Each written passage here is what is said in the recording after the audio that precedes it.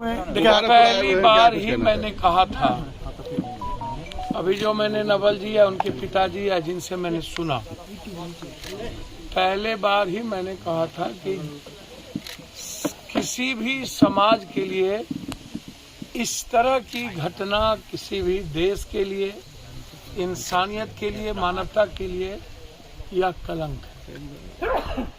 किसी व्यक्ति के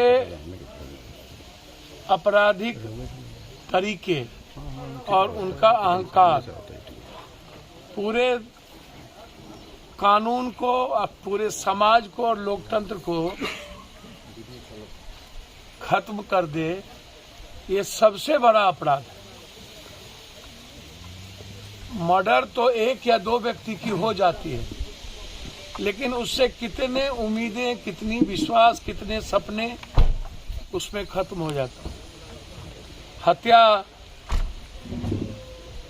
या मौत, कभी कभी एक्सीडेंट में घटना घट जाती है, कभी हम बॉर्डर पर हम शहीद हो जाते हैं, लेकिन हमें लगता है कि चलो हमारी जिंदगी में इतनी लिखी थी। लेकिन जिस तरीके से मैंने वीडियो भी देखा, रियल में क्या वहाँ इस समाज की आत्मा मर चुकी थी क्या समाज में, जबकि हर गांव में और घर में एक दो लोग ऐसे होते हैं जो घटना को रोकता है। क्या वहाँ घटना रोकने वाला कोई नहीं था? यदि नहीं था तो जितनी निंदा की जाए वो कम है। मैं उस पक्ष में वहां भी जाऊंगा। मुझे कभी कभी लगता है कि यह सब घटना पॉलिटिशियन के, राजनीति के शिकार हो जाता है समाज।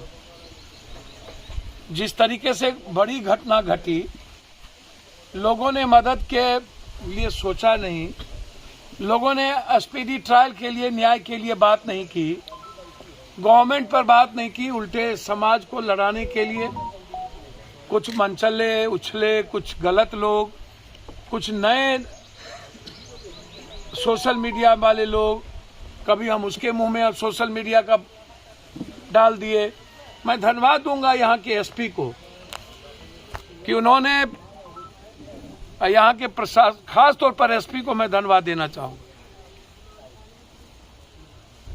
कि जिस तरीके से एक्शन उन्होंने लिया है, समाज में कम से कम बड़े क्रोध को, बड़े आक्रोश को उन्होंने कम करने की कोशिश की। लेकिन अभी तक गिरफ्तारी मुख्य अभियुक्त का नहीं होना, यह चैलेंज है कानून के लिए और समाज में इससे दुख पहुंचता है। पप्पू यादव क्या मांग करेंगे? मैंने पहले ही दिन कह चुका हूं कि जो लोग, चाहे वो सोशल मीडिया, नए सीखे सोशल मीडिया के लोग हों या समाज के दोनों लोग, मैंने पहले भी कहा कि जिसको ज्ञान नहीं है जाति का, वो ज्ञान सीख ले कि कोई जाति नहीं है। यदि यादव राजपूत की ही बात होगी तो मैं तो बहुत पहले कह चुका हूं कि कंप्लीट रूप से यादव राजपूत हो या जात, या एक ब्लड और एक जगह के संस्कृति और तहजीब से निकला है। यदि आप कृष्ण को ही उठाइए, अर्जुन को उठाइए, कहीं से उठाइए, तो आपको पता चलेगा ये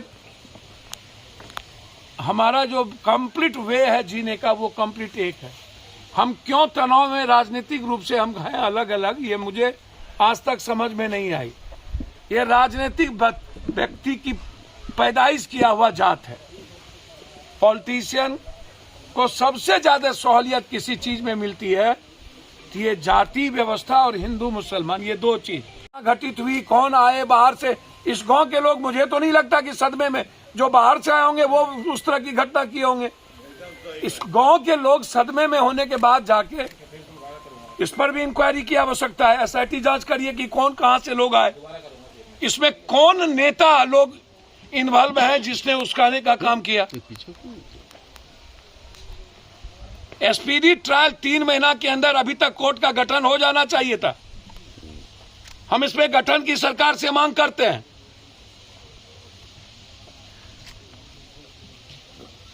लगातार अब उसको अलग तरीके से, अब रूढ़ी जी ने इसको, ये झगड़ा अहंकार और किस कारणों से, निजी कारणों से घटना घटी, रूढ़ी जी ने या और कुछ लोगों ने अलग अलग तरीके से इसको फेम कर दिया। मैं उस दिन से डिमांड कर रहा हूं कि इसकी बुलडोजर से ढा देनी चाहिए, परिवार को 25 लाख रुपया मिले, नौकरी मिले, दोनों फैमिली को, एक लड़के बचे हुए हैं, तीसरा फैमिली बिल्कुल नाकाम हो चुका है,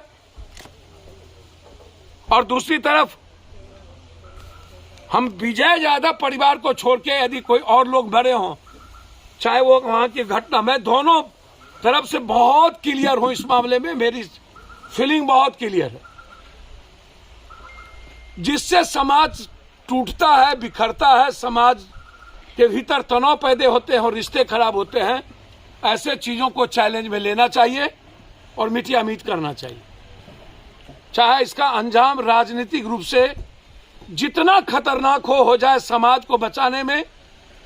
मैंने स्पष्ट कह दिया, दोनों बच्ची, एक उसकी जो डेथ की है उनकी बच्ची को, अमितेश की बच्ची को अविलंब 2 साल के अंदर, अभी छोटी बच्ची है 4 साल, हमें लगेगा 2 साल सेंट्रल स्कूल में या किसी प्राइवेट स्कूल में आजीवन वो जब तक पढ़ेंगी, पप्पू यादव की तरफ से एक बेटी की तरह हम उसको पढ़ाएंगे किसी भी कीमत। अभी 1 लाख रुपया हमने हमारी पार्टी के तरफ से उनकी बहू को हमने हाथ में दिया है, और दोनों बहनों की शादी पप्पू यादव अपनी बेटी की तरह करेगा, ये मैं आपको स्पष्ट करता हूँ, किसी भी कीमत। Thank you. आपका एक तरफ ट्वीट आया हुआ था राहुल, एक तरफ अमितेश, दोनों किसी भी कीमत पर, ये सब मामले में 1 मिनट भी हम